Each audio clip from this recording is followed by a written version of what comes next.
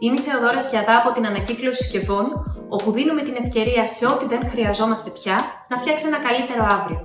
Πάμε να δούμε πώς με την υπηρεσία Recycle with a Click καταφέραμε να κάνουμε τη διαδικασία διάθεσης μικρών ηλεκτρικών και ηλεκτρονικών συσκευών εύκολη υπόθεση. Η Ανακύκλωση Συσκευών, μέσα από τη συνεργασία της με την ACS Courier, έρχεται στο χώρο σου και παραλαμβάνει μικρό IT εξοπλισμό και μικροσυσκευές έως 4 κιλών με σκοπό την επαναχρησιμοποίησή τους ή την ανακύκλωσή τους.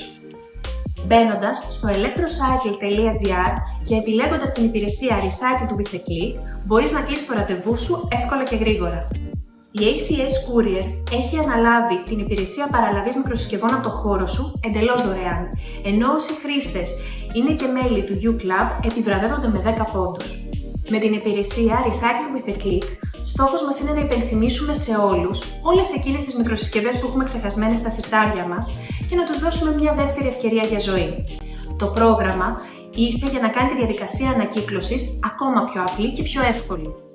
Μέσα από την εγκατάσταση κάδων ανακύκλωσης μικροσυσκευών σε πάνω από 250 καταστήματα της ACS Courier πανελλαδικά και με την παραλαβή κατοίκων.